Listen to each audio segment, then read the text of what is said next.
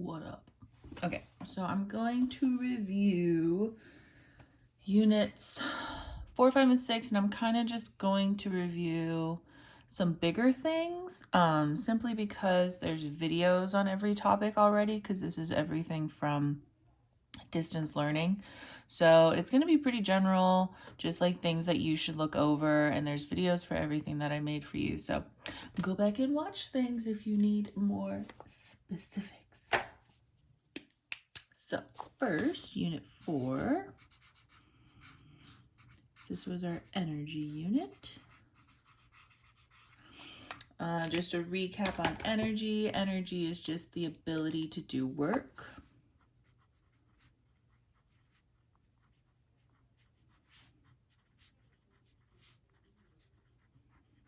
Okay, so work could be like mechanical work where things are actually physically moving. It could be transport work where you're pumping things across a gradient, etc. But when we talk about energy and bio, we're typically talking about chemical reactions and kind of like the summation of all the chemical reactions in our body. That's called metabolism. So how are we breaking things down versus how are we building things up? And then we're constantly losing this amount of energy as heat. So when you think of organisms, we'll just draw a person, we are constantly radiating heat energy out of our system or off of our bodies. So because we're constantly losing heat, we also need a constant input of energy, and our input of energy is in the form of food. So we'll consume food, and we'll take the macromolecules from that food and convert it into usable energy. And it needs to be this constant thing, this constant input of energy, output of energy, in order for us to stay alive. Something bumpy. Okay. So there were 2 types of chemical reactions. We had exergonic reactions. These reactions occur spontaneously.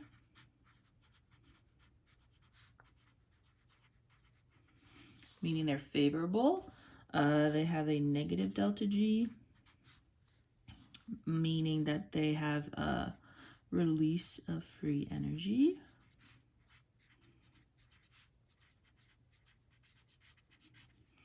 And typically they are what we call catabolic. So you're breaking something down. When we draw their chemical reaction graphs, they look like so. So the reactants will have a higher energy than the products. So their energy levels look like this. Every reaction takes some energy input. So we're going to add energy to break the bonds, and then you release energy when you form new bonds. Okay, so you have to reach this peak here, which is called the transition state. So when you're going from reactants to transition state, what you've done is you're breaking the bonds right here. So this first half of the chemical reaction is bond breaking, and then the second half is showing bond formation. So you actually absorb energy to break the bonds. You release energy to form the bonds because they're going from a less favorable to a more favorable or more stable state. And then it will in turn release energy from that transition state. Okay, so just quick reminders, the energy it takes to get to the transition state, so energy of reactants up to our peak transition state, that's called our activation energy, denoted as EA. Let's zoom in and then define your delta G. It's a change in, right? So you always do final minus initial. So we do the energy level here, subtract from that the energy level here. So you would end up with a negative delta G. So this is our delta G here, and it would be negative. So we have a net release of energy, and that energy can be released from the body in the form of heat. It could be released into the body to create ATP, and then we could use that ATP to power another reaction. So we also have endergonic reactions.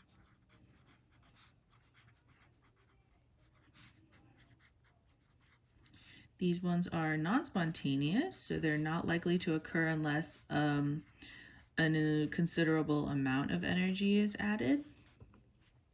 They have a positive Gibbs free energy, meaning that there is an absorption of free energy.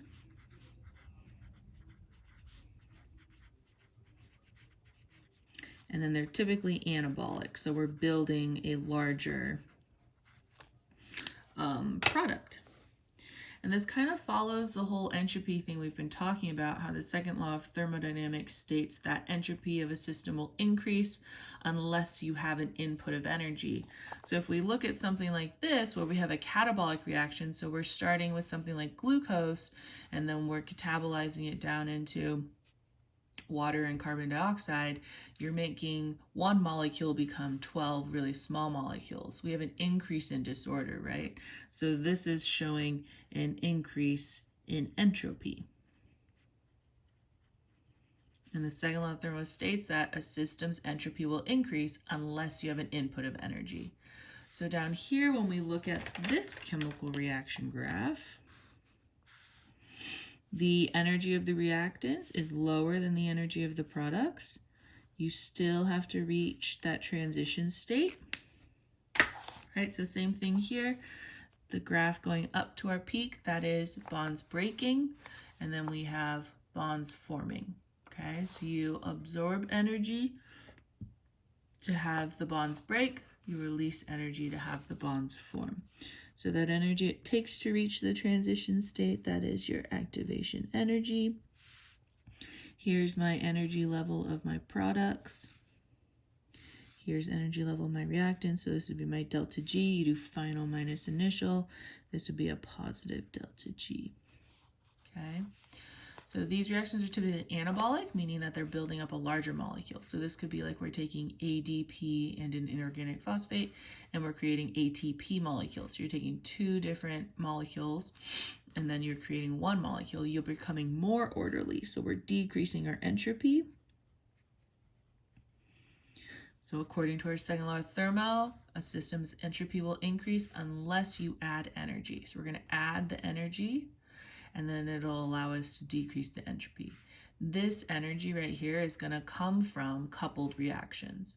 So we couple two reactions like this, where one will release energy. So we'll take this energy that was released, and you can place it into an intermediate like ATP, and then we can use that energy to power endergonic reactions in order to stay more orderly, because we want to make sure as an organism we're orderly so that we can stay as like a cohesive multicellular organism, but you don't want consistent order. You want to also be able to break stuff down so that you can take the energy from other molecules and use it in different ways that you want to.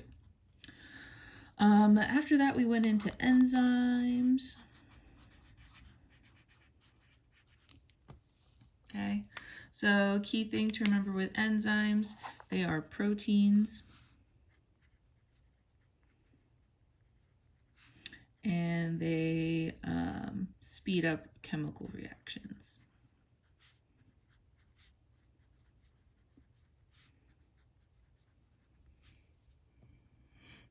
Okay, and the way that they speed up chemical reactions, so they'll make this reaction go faster or this reaction go faster, is they will decrease the activation energy required to reach the transition state. So they're making it easier for the reactants to break bonds, reach their unstable transition state, and then they'll fall and become their products at a faster rate.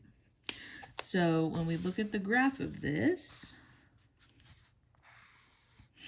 okay, so we would start with our original reaction. So here's my reactants, here's my products, transition state, fall to products. So if we look at my activation energy here, here's my energy level of my reactants, here's my energy level of my transition state. Right here, so this is my activation energy without an enzyme. If you introduce an enzyme to this reaction, the enzyme will bind to our reactants, aka our substrates, and it will help them reach transition a lot faster. So our energy of our reactants and products stays the same, but the energy it takes to reach transition, or our activation energy, is decreased. So now we have energy level of our reactants, find the peak of our other one, energy level of our transition state, and this is our activation energy with an enzyme. So if you don't remember exactly how this happens, maybe go back and watch the enzyme video, but essentially we're showing here a decrease in the activation energy, okay? And the reason that we have a decrease in activation energy with an enzyme is by a phenomenon called induced fit.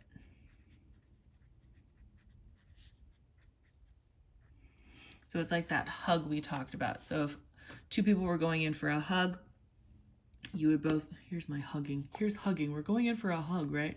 So we're both kind of have this form where we're ready to accept the hug, and then once we interact, we change our form and we kind of fit into each other, and it's induced by bonding with each other. So the same thing is true with an enzyme and a substrate. So if this is the substrate, this is the enzyme, when they bond, the enzyme will be induced to kind of fit around the substrate.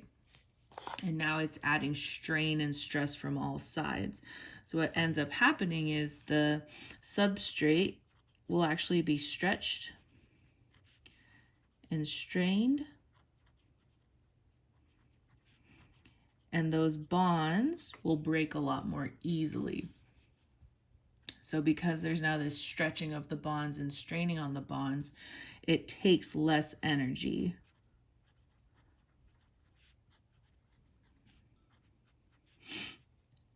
to break them fully. So this takes less energy to break them fully. This is the reaching transition state. So we've introduced our enzyme here. Okay, so like once we're here, our enzyme is introducing that stretching and strain. So you still need to add a little bit more energy. It could be in the form of heat energy, or it could be in the form of molecular chemical energy. But that energy is a lot less because we already have these bonds that we've kind of strained and stretched and weakened. So it only takes a little bit more energy to completely break them to get to transition state. And then we'll once again release energy to form the new bonds to create our products. The last thing we talked about with enzymes was we talked about regulating them.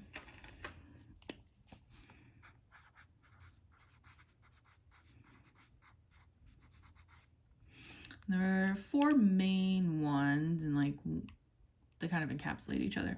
But the first two that we had was competitive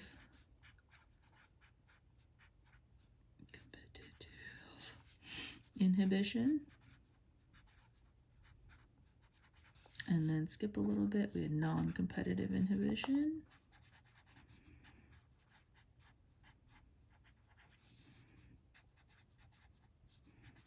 So this is two ways to inhibit enzymes that are otherwise active. And then we had what we called allosteric regulation. And then part of allosteric regulation, so I'm going to do a little sub A, was cooperativity.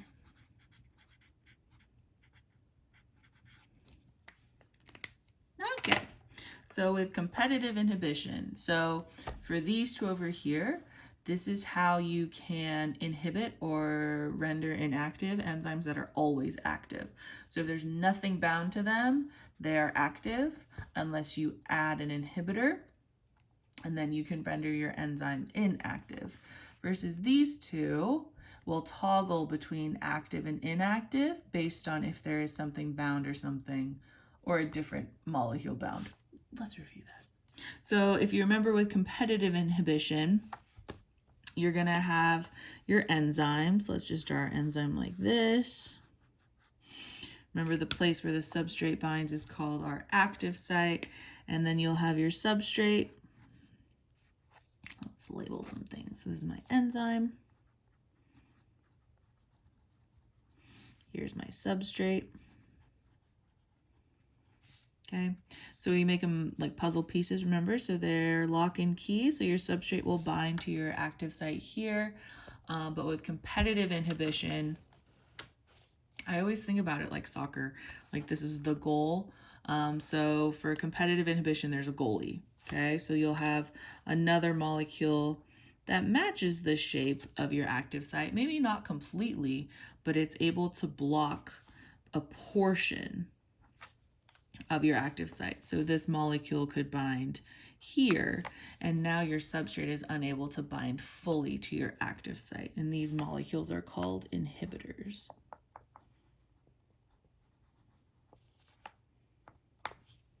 Okay, so they're competing for this same active site and it's just blocking. These ones are typically reversible.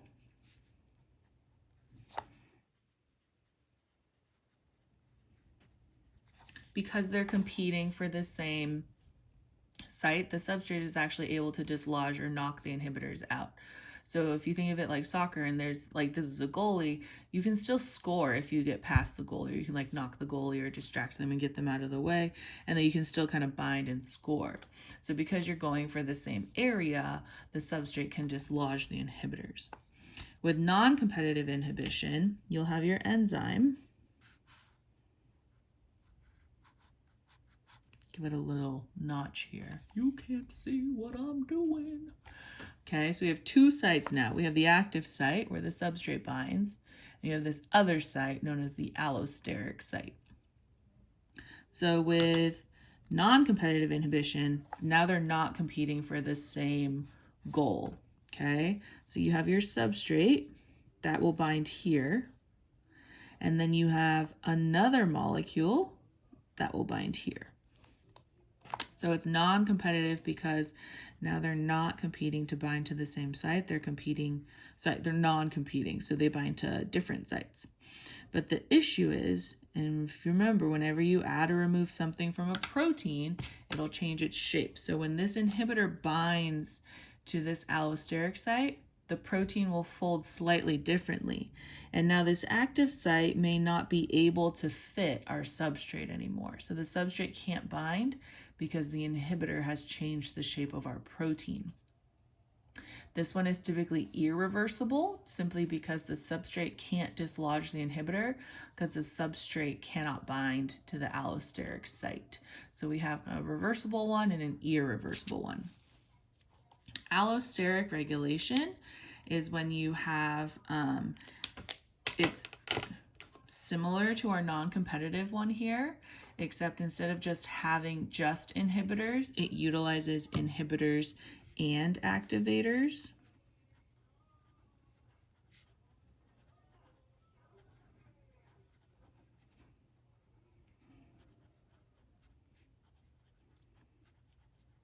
So you either have one or the other bound. So you'll either have an inhibitor bound, no enzyme activity, or you'll have an activator bound, yes enzyme activity.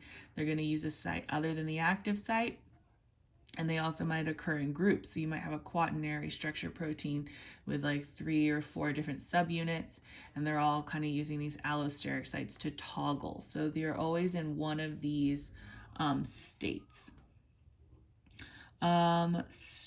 So cooperativity is when you have like a group of proteins. So let's just draw 3. Okay, so you have a group of enzymes. So each of these is an enzyme. And if one has a substrate bound, so the substrate will bind to its active site, it'll lock all of the enzymes bound to it also in the active form. So cooperativity actually doesn't use activators or inhibitors. It uses just the presence of a substrate.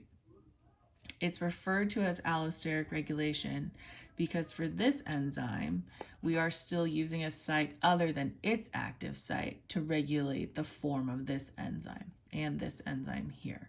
So we're not using anything other than the substrate. So this is where the substrate binds to one enzyme and locks all sugars in the active position or form. Right, so in the presence of a substrate, one is likely to bind and it'll make all the enzymes stay in their active form, and it just increases the effectiveness of those enzymes. Okay, that's kind of it for enzymes and stuff. Once again, go watch the videos if you want to take a deeper dive. The next thing we went over was photosynthesis.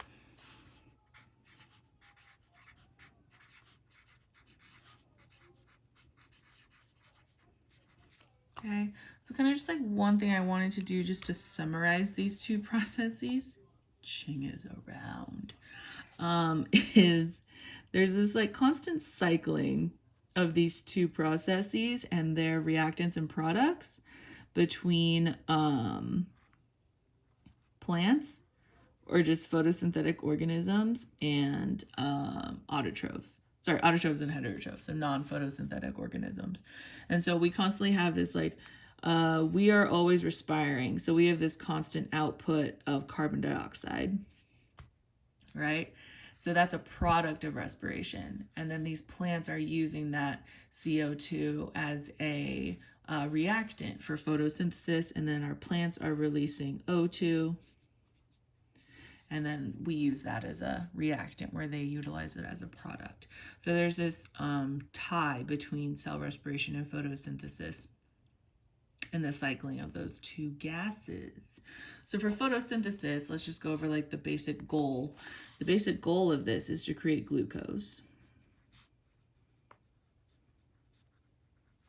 Okay, so we're trying to create C6H12O6.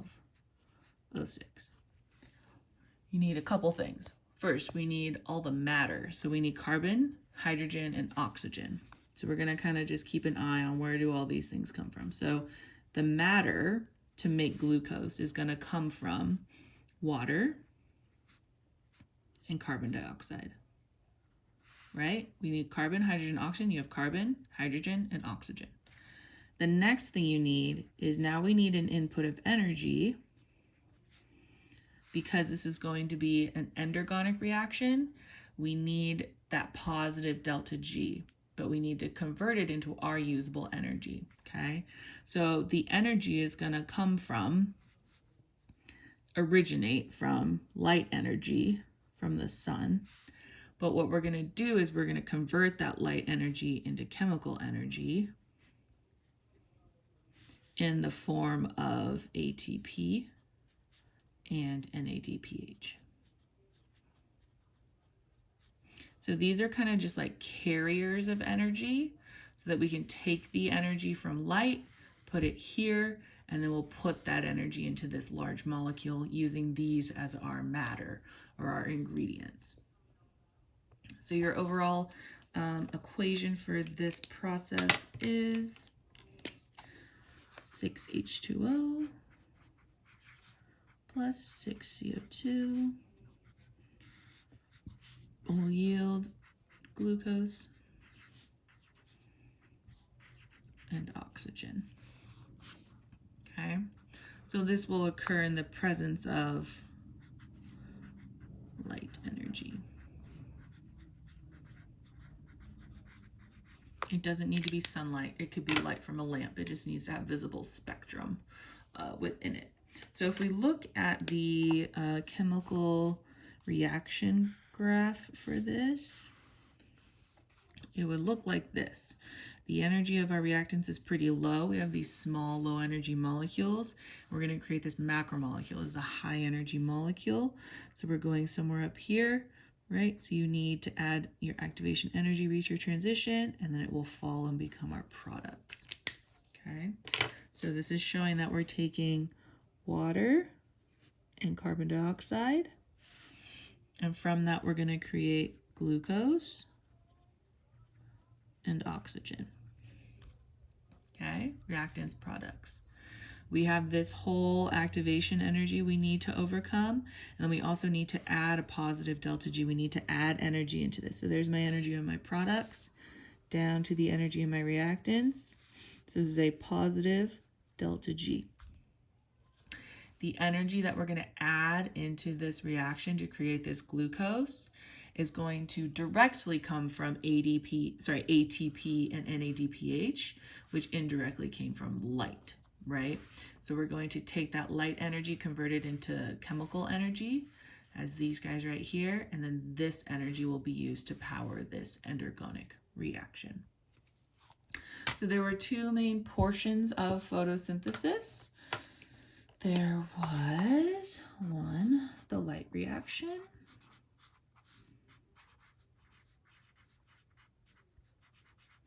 and there was the Calvin cycle.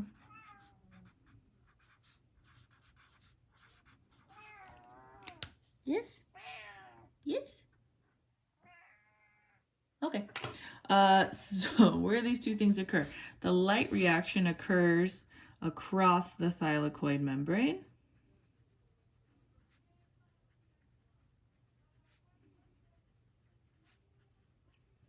So between the stroma and the lumen across the thylakoid. So I'm just going to kind of go over the main steps and then just go back and watch the photosynthesis video if you really need to. But these are pretty much the main things that happen. So for the light reaction, the first thing that happens is we're going to split water. Okay, so this water is the water right here that the plants bring in through their roots. And so when we split that water, what's going to happen is we're going to take the electrons. And those electrons, we're going to denote those as E negative S's, electrons, taken. And then they're low energy electrons because they're coming from a low energy molecule. Okay, and so what we're going to do is we're going to energize the electrons with light energy. So that light energy is being absorbed by chlorophyll, those pigments, and then it's being transferred to these electrons, and these electrons are being excited. So now we have high energy electrons. What these high energy electrons are going to do is they will then power our hydrogen ion pumps. So because these are pumps, when the electrons are located at these pumps, it is going to be moving things from an area of low concentration to an area of high concentration. So we're pumping against the gradient from low to high. When we're going from low to high, we're going from the stroma, so outside the thylakoid, into the thylakoid. So we're pumping into the lumen.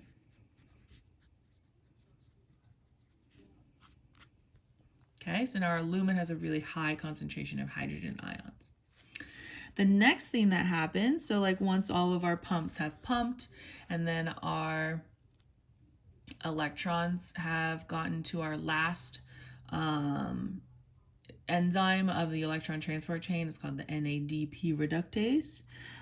This molecule, NADP+, is going to be reduced. So it will have gained electrons. So when it's reduced, that becomes NADPH. And this is our high energy electron shuttle. Okay. The last thing that happens during the light reaction is the hydrogen ions that we just pumped in are now going to diffuse out to the stroma through ATP synthase, that really special enzyme.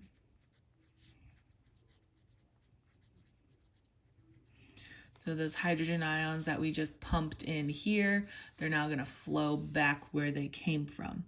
Every time they flow back out through ATP synthase, this is that enzyme that can turn or rotate.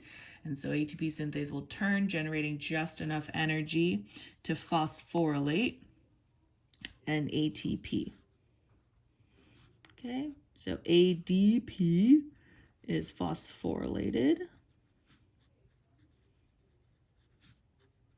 And that is what generates ATP. Okay, so let's just kind of go over our yield here.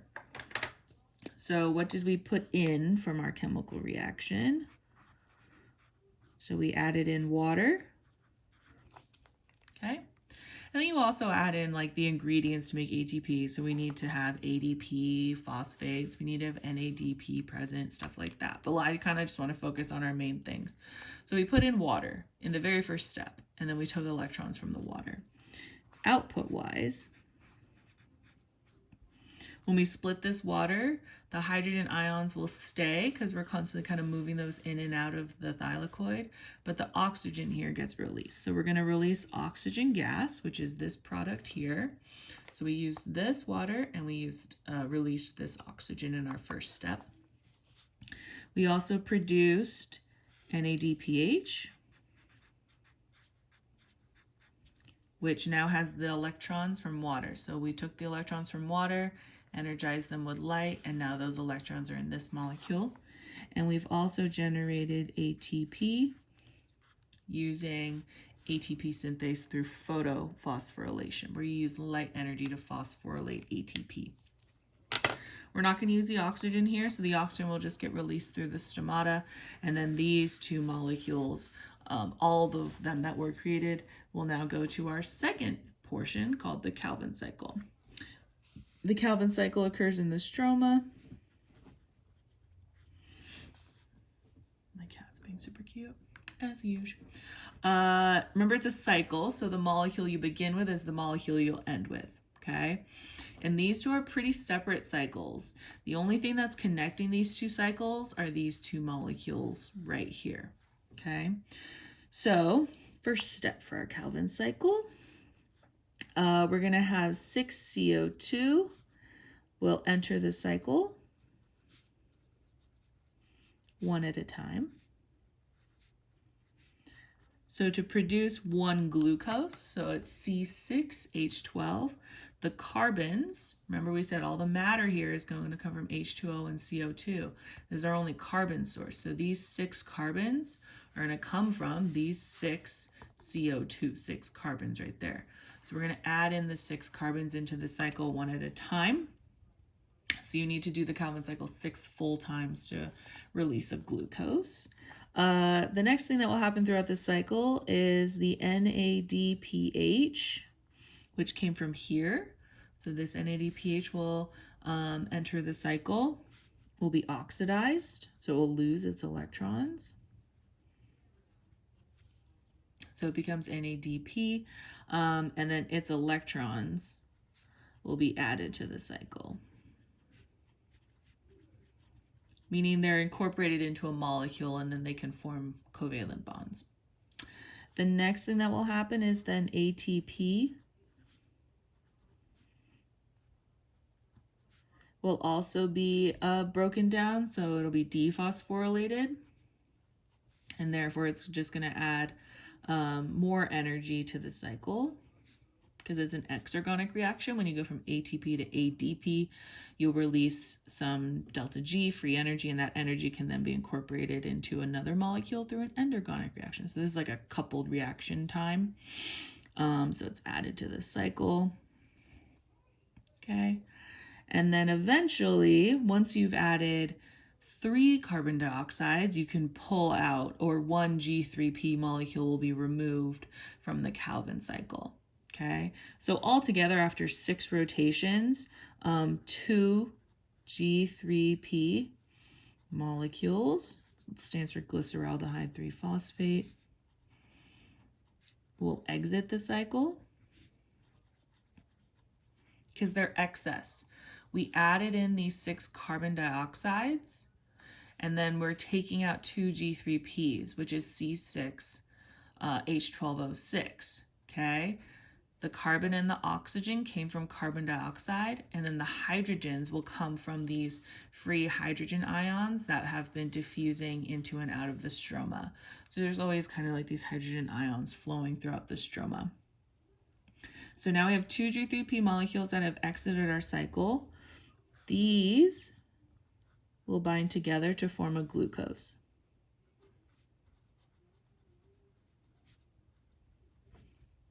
Okay, that glucose is now going to have the electrons that NADPH added, those electrons originally came from water. Okay, so the electrons that were located in water are now here. And then the light energy we converted into, we made these electrons high energy and we created ATP. So the light energy is now as chemical energy into these two molecules. And then we use the chemical energy and electrons from these two molecules to generate this high energy molecule right here.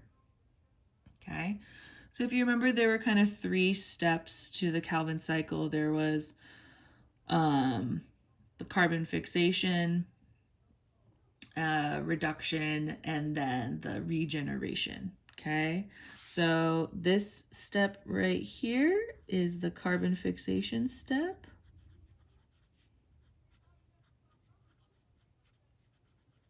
Okay, so it's just fixing or binding the carbon dioxide to the RUBP, the ribulose bisphosphate.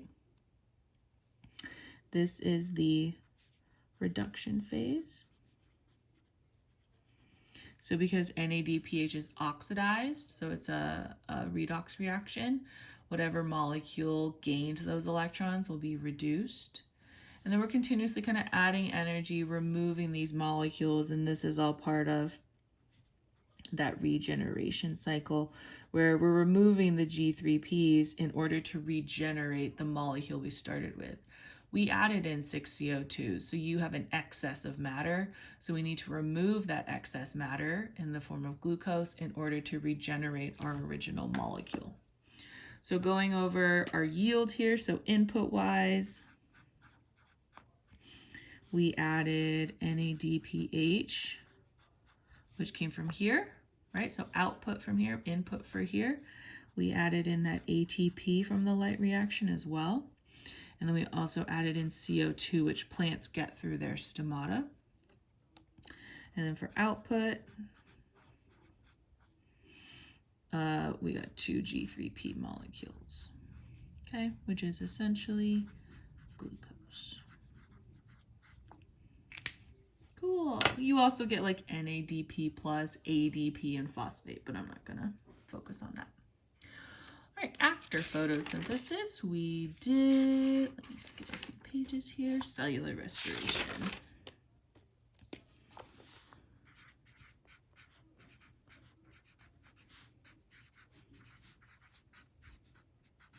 This one's gonna be like a pretty general overview. So if you need help with this one, go back and watch the video I made for it. But essentially, cellular respiration is, we're trying to convert energy. So we're doing, if you remember the first law of thermodynamics, energy can neither be created nor destroyed, but it can be transferred or transformed. And what we're trying to do here is we're trying to transfer energy from one molecule to the next. We're not transforming it to a different form. It's going to stay as chemical energy, but we want to transfer it from one molecule to another. So the goal of cellular respiration is to transfer energy from macromolecules. This is the food we ate, to ATP molecules. So ATP is our usable currency of energy. So we're trying to transfer the energy we get from our macromolecules, which is unusable to our bodies, just transferring that energy to our usable ATP form. So there's actually 2 reactions that we're going to utilize here. You're going to utilize cellular respiration, so C6H12O6 plus oxygen will yield water, vapor, and carbon dioxide. Okay. The second reaction that we're going to couple with that is we're going to couple, skip a few lines, taking ADP and an inorganic phosphate and generating ATP. So when we look at these chemical reaction graphs for this first equation, this is an exergonic reaction. So it would look something like this. Okay, so where you would have your glucose and your oxygen as your reactants, and you would have your water and carbon dioxide as your products. If you look at the energy level, so here's our delta G right there. So you have a negative delta G. So this reaction, cell respiration, has a net release of energy. We're going to couple that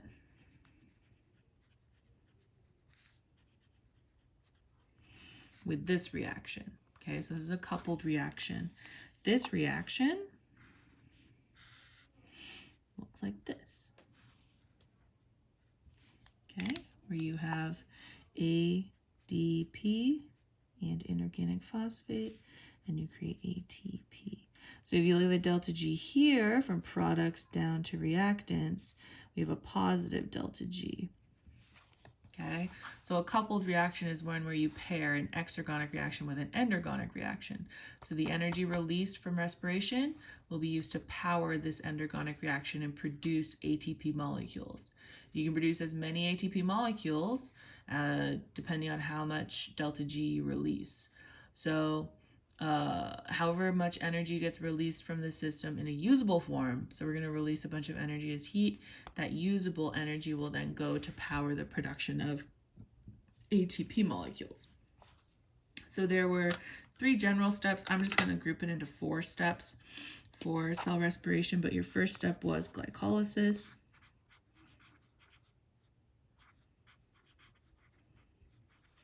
Skip a few lines. Then you had, it's kind of like step 1.5, honestly, the link reaction.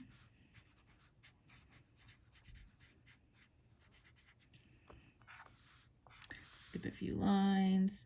Then you have the Krebs cycle. And then we had oxidative phosphorylation.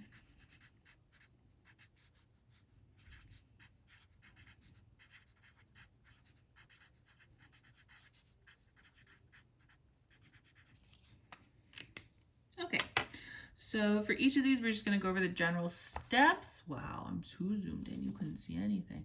We'll go over the general steps of each and then the input and output for each one. Okay, so for glycolysis, this one occurs in the cytoplasm. So because glycolysis occurs in the cytoplasm, it's the one portion of cellular respiration that occurs in all living things. So all prokaryotes do glycolysis because you don't need membrane-bound organelles for this.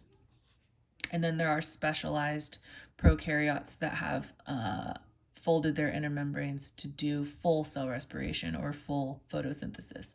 But if they haven't had that modification, they can still do glycolysis and yield some ATP. So the general function of glycolysis is it's going to split glucose and it will create 2 pyruvate molecules. Okay, so we're going to take 1 glucose, split it in half, and create 2 pyruvate molecules. So input-wise, we added glucose. And the back, your cells will just absorb this from your bloodstream. So as long as you have an input of glucose or macromolecules, they'll have a constant supply. And then output-wise, we were able to reduce some high-energy shuttles, so NADH, and we created 2 ATPs. You don't really need to remember amounts. You just need to remember purposes. So this molecule right here is carrying the electrons that were released from here. So we started with this C6H12O6, and now you have 2 molecules of C3H6O3, and the only thing they've lost is the electrons. So the electrons that were in glucose are now here in NADH. This is a high energy molecule, so those electrons that came from glucose are already high energy, and so now we're storing high energy electrons in our shuttle. So we have now 2 high energy molecules. The link reaction occurs across the mitochondrial membranes. I just put membranes, okay?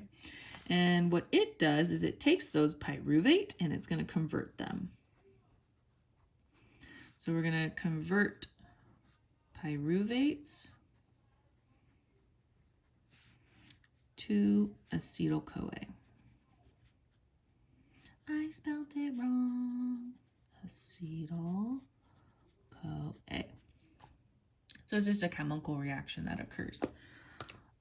Input-wise, so to this reaction we added pyruvate. What we got out of this reaction is you get some more NADH, so we removed more electrons, and we also released some carbons in the form of carbon dioxide. So essentially we're taking this original glucose and we're just breaking it down sequentially. We broke it in half here, and then we took that product, pyruvate, and we're breaking it down further. And what's happening is step by step, we're taking the electrons that were in glucose and we're placing them into these shuttles. Okay, so anytime you see a shuttle being produced, it means that we reduced shuttles by oxidizing these molecules. We took their electrons and placed them in these high energy shuttles. The next is Krebs. This occurs in the matrix of the mitochondria. And it essentially finishes the breakdown. So we're going to complete the breakdown of acetyl-CoA. Okay, so kind of keep track of our wording here. So we started with glucose, we split it, converted it to pyruvate. We took that pyruvate, we converted it to acetyl-CoA. So like this acetyl-CoA is essentially what is left over of our original glucose after we've removed 4 pairs of electrons and some carbon dioxide. And so we're going to complete the breakdown of acetyl-CoA. And what that's going to do is it's going to release all the remaining electrons and all the remaining energy from that original glucose molecule. So input-wise, we're going to input our acetyl-CoA. Output-wise, we're going to release the rest of the carbons that were found in that glucose. We're going to be able to release some ATP from just direct phosphorylation of ATP. And we're also going to have a lot of shuttles that were reduced. So we're going to have NADHs that were reduced and FADH2s that were reduced. The last one is oxidative phosphorylation. This occurs across the inner membrane.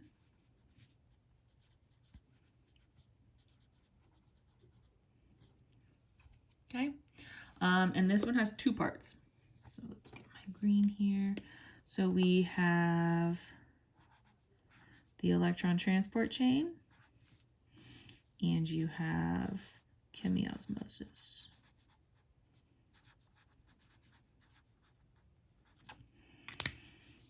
So for the electron transport chain, this is where all these guys are going to come into play. So let's maybe put a little highlighter on them. So these, this. Okay, so everything boxed in yellow, that comes to the ETC. Okay, so we're just going to kind of put that box here. Okay, so that box is representing all of our shuttles. So all these shuttles will be oxidized. So they're all going to lose their electrons, and those electrons are going to be used to pump hydrogen ions against their gradient. So the shuttles are oxidized, and then the high energy electrons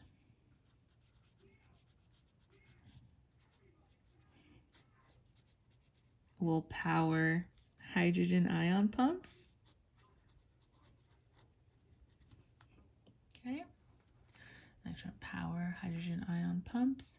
And so when the electrons are at the pump, they'll pump things from low to high. Okay. And then eventually these electrons, the high energy electrons that were from all these shuttles, which originally came from glucose, will all be accepted by oxygen.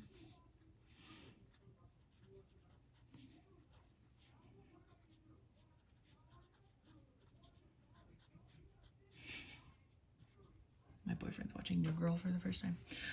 So oxygen is the final electron acceptor. So it will take these electrons, because if you remember, oxygen is highly electronegative. So it will be the most electronegative. It will grab those electrons, it will grab some hydrogen ions, and it will generate water. And then that's how we breathe out water vapor when we exhale. For chemiosmosis, we're going to be taking these hydrogen ions that we've pumped out, we're going to have them diffuse back in. Okay, so here we're going to have, trying to figure out how I'm organizing all of this. The hydrogen ions will diffuse into the matrix through ATP synthase, that iconic enzyme.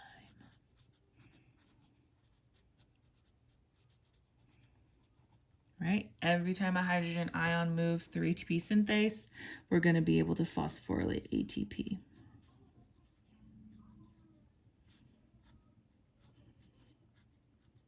Okay? Through ATP synthase. So let's kind of go over the input and output for this. I don't have room. I'm going to write it over here. Okay. Input.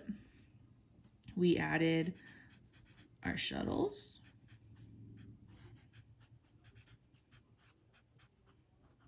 Right? And from those, we took the electrons. We also added water. Sorry, not water, oxygen as the final electron acceptor. What we get is we get a lot of ATP and water. Okay, so this was our goal right there. So remember our overall goal for everything. We wanted to transfer energy from macromolecules to ATP. So we wanted to take the energy from glucose, and we did by taking its high energy electrons. So every time we created a shuttle, that's us taking the energy from glucose, and then eventually we used all that energy from glucose to pump these hydrogen ions out in order to let them flow back in through our little ATP generator. And then that allowed us to transfer that energy to these ATP molecules. Cool. Okay, that's unit 4. I'm going to do unit 5 next. And then let me see what time it is. I'm going to do unit 5, and then depending on what time it is, we'll see if I can do unit 6. If not, I'm sorry. But also unit 6 is like inheritance, so I feel like it's really intuitive to you guys. So I think you'll be okay. Okay, unit 5.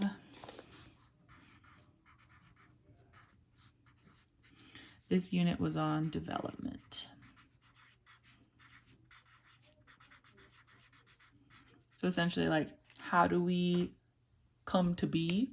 And also, then how do we grow from like single fertilized egg into wonderful adults that we are right now? So we all started with the cell cycle. So I'm just going to draw a small cell cycle here. Okay, kind of looks like so.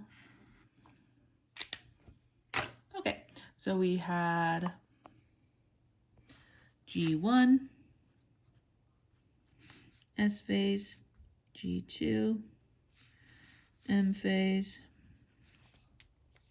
G1 was pretty much for growth. We're gonna grossly simplify this. Once again, there's videos on all this. S phase stands for synthesis, so this is where DNA replication occurs. G2 is also for growth. And then the M phase will be for cell division.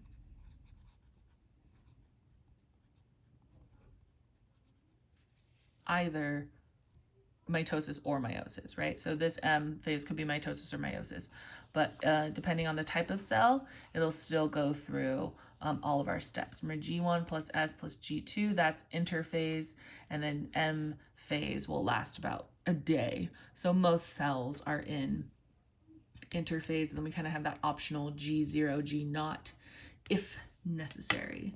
So I'm going to kind of take this page and divide it into sections. So let's kind of go down from between G1 and S. And I'm just going to go over from here. So we're going to talk about S phase down here. And then I want to talk about M phase. We're just going to kind of segment off G2. Not really going to talk about it. Let's go like that. Cute. So we're going to talk about S phase here. We're going to talk about M phase here. And then we're just going to talk about the checkpoints over here. So let's just label that. So this is going to be DNA replication.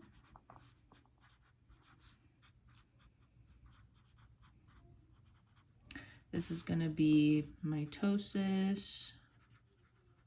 And skip some space, meiosis. And then this is going to be a cell cycle regulation.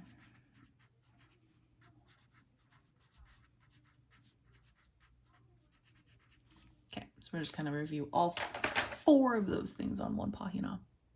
So for DNA replication, the easiest way to remember all the steps of DNA replication is just to remember all the enzymes for DNA replication. So everything starts with helicase. Skip some space. Then we utilize topoisomerase.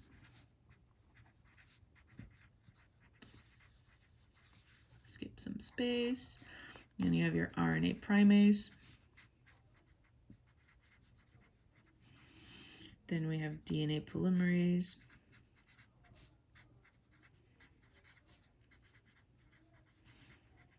And then finally, DNA ligase, if it is the lagging strand. Okay.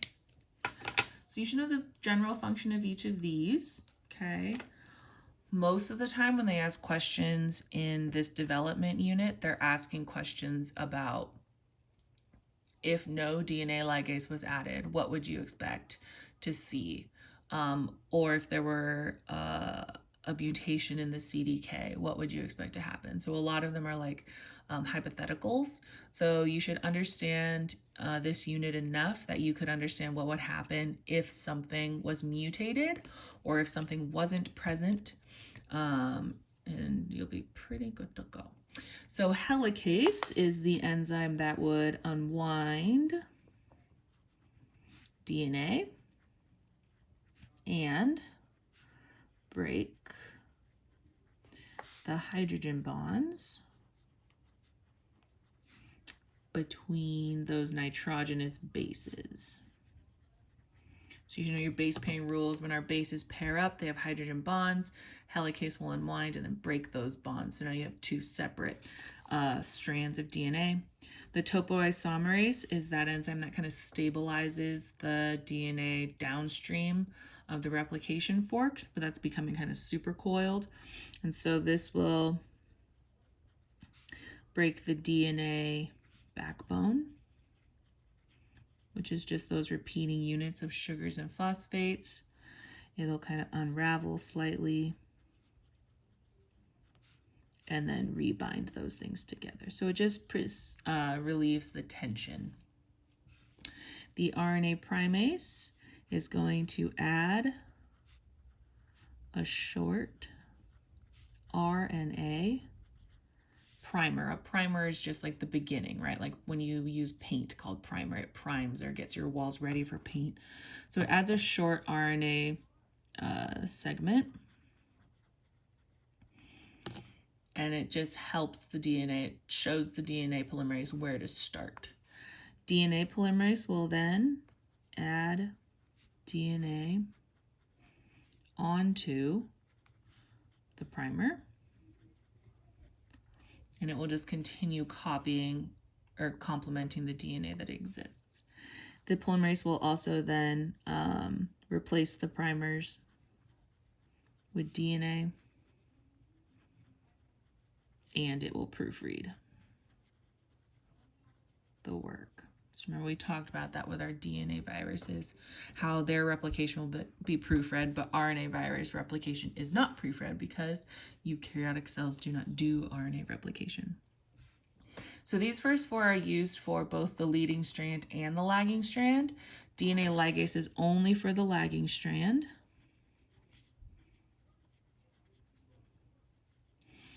And what it does is it will bind all the Okazaki fragments together.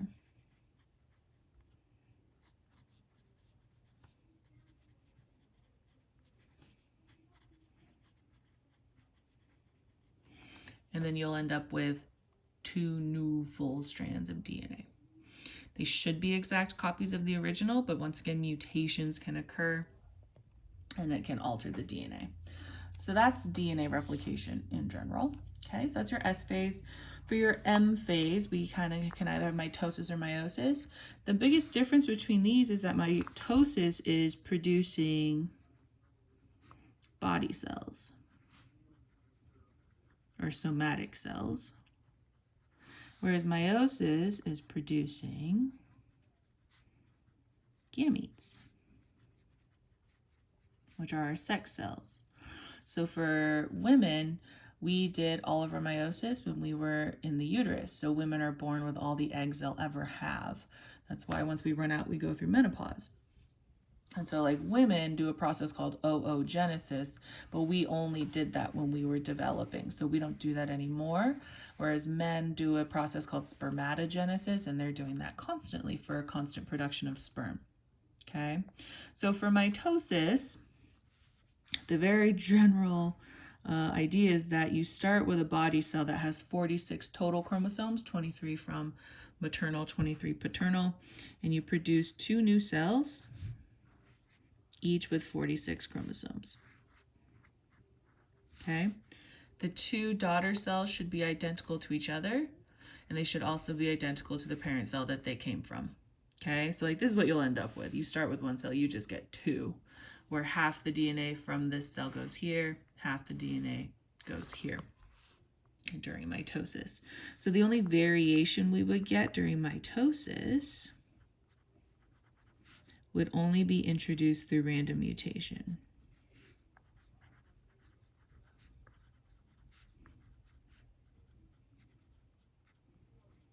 But sometimes that random mutation can be a mutation that actually lets cells go through the cell cycle faster, irregardless of checkpoints, and that can lead to cancerous cells. Okay, so sometimes you can have these mutations where the cells can ignore checkpoints and they just constantly divide and divide and divide and divide, and then you'll end up with a mass called a tumor. For meiosis, there's 2 different types depending on if it's male or female. So if it's male, they do what's called spermatogenesis, where they start with a germ cell that has 46 chromosomes, and then from that they'll do 1 cell division, and they'll have each 46 chromosomes, and then they'll do 1 more cell division, where they now end up with 4 cells, which all have half the genome, 23.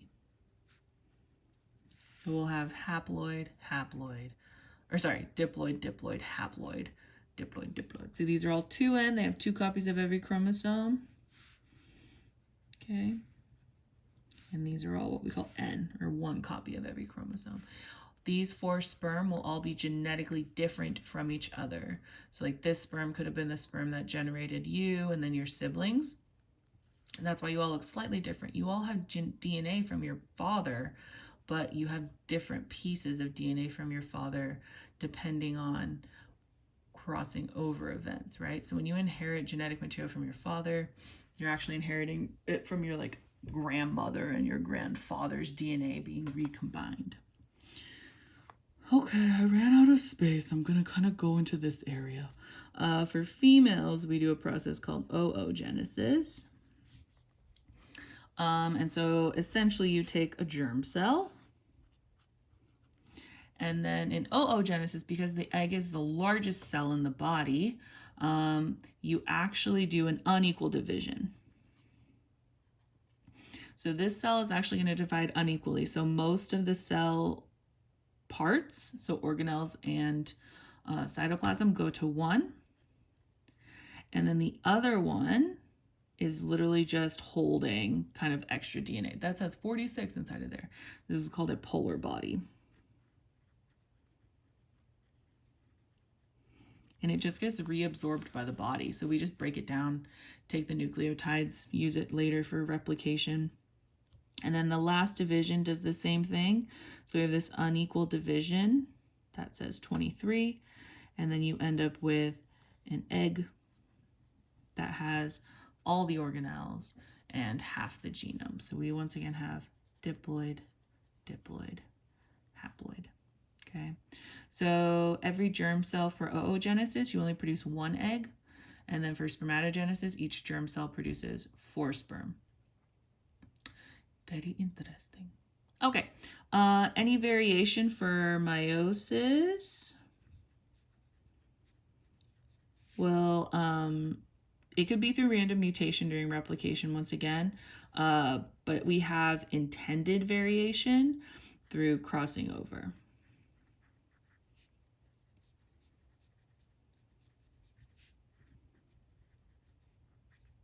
Okay, so essentially, like, keep in mind, like, you're just getting new combinations of your grandparents' DNA.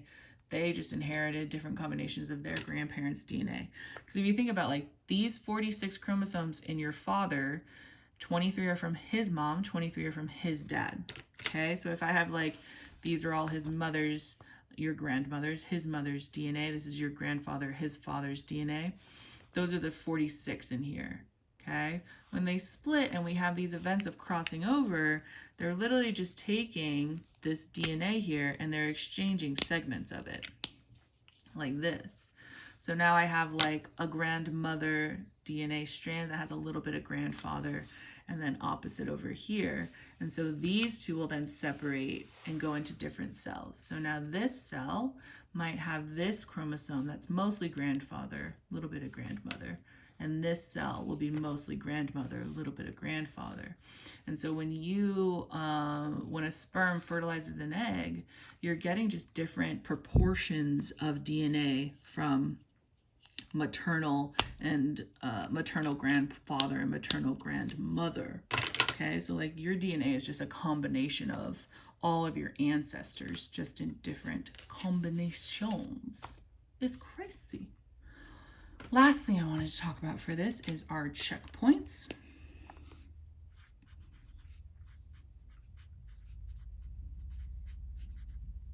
I'm not really gonna review them, so you can go watch that video again. But essentially the big idea here is that the cell cycle is regulated with checkpoints. And it's essentially regulated by cyclins, which are proteins. Binding to CDKs, which are cyclin-dependent kinases. When the cyclin binds to the CDK, this CDK is now active. And now that this CDK is active, the thing that it will do is it will go ahead and activate other enzymes.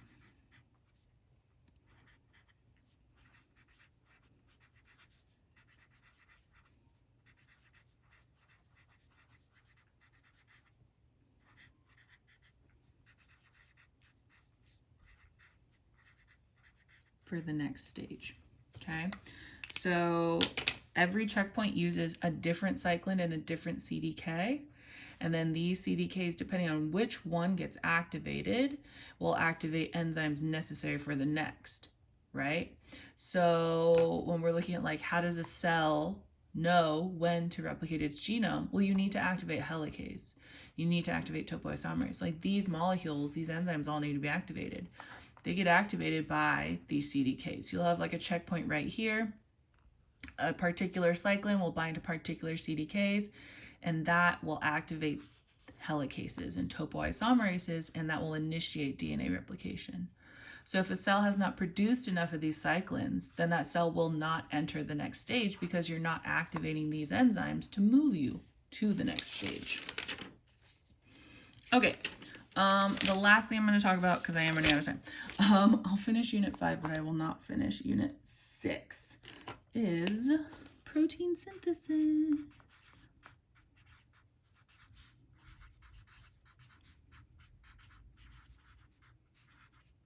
Okay, so the whole purpose of protein synthesis was to produce proteins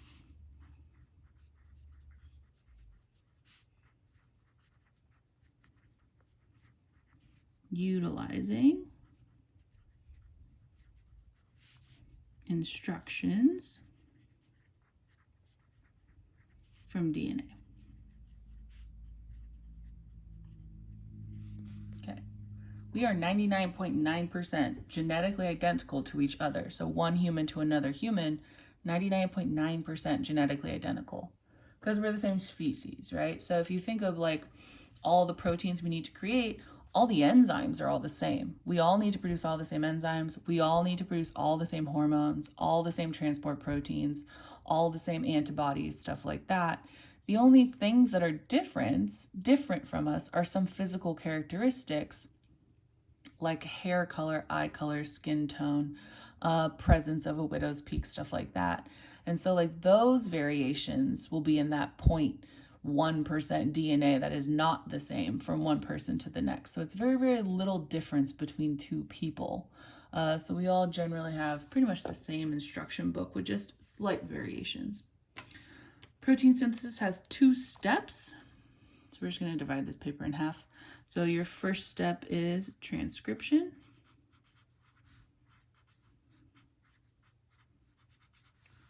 Skip some space, and then you have translation.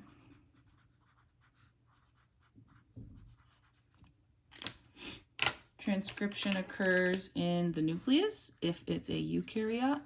If it's a prokaryote, it just occurs in the cytoplasm, and then translation occurs at the ribosome. And that ribosome is either on the rough ER, so it's either what we say bound, or it's in the cytoplasm free floating, free. So like prokaryotes only have free proteins, but bacteria typically don't exocytose the proteins they're creating. They're creating proteins just for themselves because they're not a multicellular organism. So they don't really need to release any proteins unless they're creating a toxin. So sometimes they'll create toxins and then they'll secrete those, but they're so small they don't need to package anything into a vesicle. Transcription takes DNA and rewrites it as mRNA. Translation will then take that mRNA and rewrite it as protein. So it's a 2-step process. So essentially, I'm going to grossly once again simplify this, but essentially for transcription, you only need one enzyme. You just need RNA polymerase.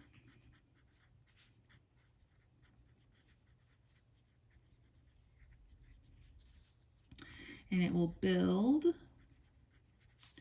an mRNA strand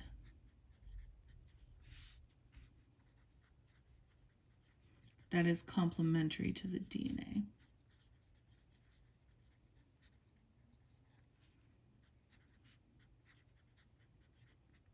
Okay, so it's like, how do we pick and choose which DNA gets transcribed? We do the gene expression, right? So during signal transduction pathways, you'll have the reception of your hormone, the transduction, and then that response part is either activating or inhibiting protein synthesis. So if you have something like somatostatin bind to your cells in your pancreas, and then that somatostatin is telling your pancreatic cells you need to produce glucagon, then the glucagon gene will be activated and those pancreatic cells will just start pumping out glucagon. And then once you've reached homeostatic levels for blood sugar, then the somatostatin will unbind, and then that communication pathway is ended, so you'll stop that production of glucagon. And that can be true for like any of our proteins that need to be able to be turned on and turned off to maintain homeostasis. The key thing to remember with transcription is those post-transcriptional modifications.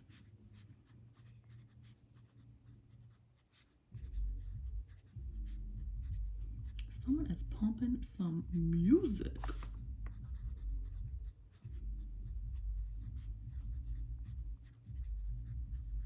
Okay, so there were 3 modifications. So this will occur after we've built our mRNA.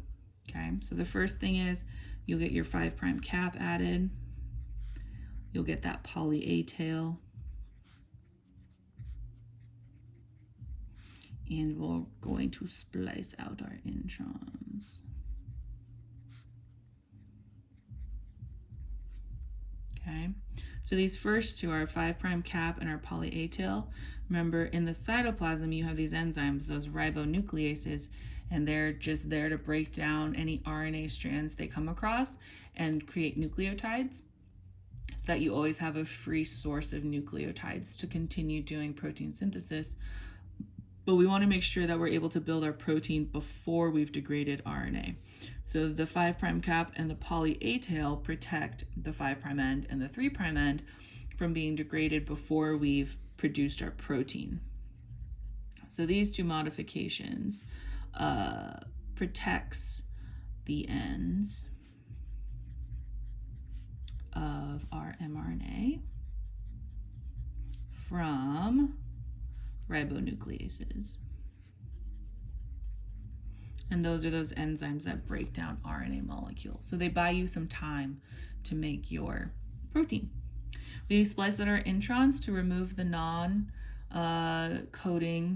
regions of our DNA. So the intron regions don't produce protein, but these are things like your promoter region and your termination region, which kind of signal the beginning and the ends of your genes. So we cut those things out and then splice all your exons together to make sure you have just pure coding region to make a functional protein. Once you've done that, then the mRNA, mature mRNA, will move out of the nucleus and either go to the ER or to a free ribosome. And then here, so we have a few steps here. So at the ribosome,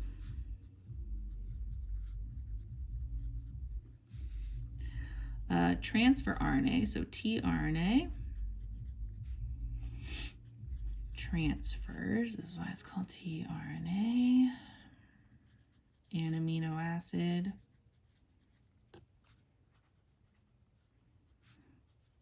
by binding the codon, which is, remember, mRNA triplet,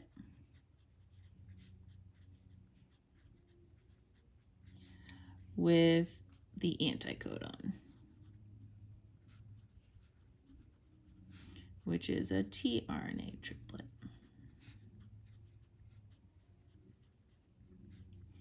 Okay, I remember anticodon goes with tRNA because it has a T in it. I do a lot of stuff with letters. Anticodon, tRNA.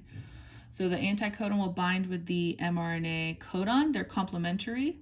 So they will bind a hydrogen bond with each other, and that tRNA will then transfer the amino acid to the ribosome. So eventually you're going to create a polypeptide. That polypeptide will fold. And then after it folds, a few things could happen depending on where the ribosome is. So if it's a free ribosome, meaning it's just in the cytoplasm, then that protein will stay. It'll just be released into the cytoplasm.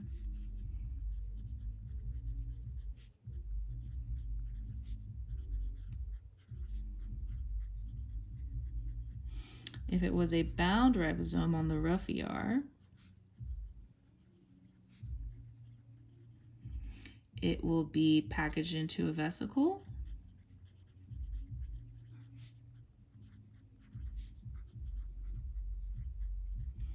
And then it will go to the to the Golgi. The Golgi will modify it if it needs any modifications, like anything's added to it, if it needs to fold differently, etc. And then once it's in the Golgi, it will be exocytosed. And then once it's exocytosed, it'll either be just released into the bloodstream or the extracellular matrix, or it could be embedded into the membrane. If it's like a transport protein or a receptor protein or something like that. Okay, that's all we have time for today. So the only thing I didn't cover was Unit 6 on inheritance. So if you're still feeling a little wonky on genetics and pedigrees, go back and watch those videos. You can ask me questions, etc. in my honest opinion, you're gonna have 2 FRQs. I believe question 1 will have parts A through J. Question 2 will have parts A through F.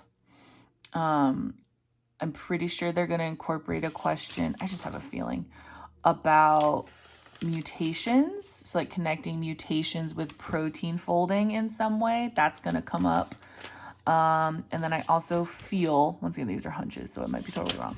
I feel they're gonna ask an energy question, just because it's such a diverse topic and it's also really, really broad, and a lot of it can connect back to protein structure. So I really think protein structure is going to pop back up in the form of altering the structure of enzymes and rates of reaction, and or incorporating that kind of with like protein synthesis and how that would change it.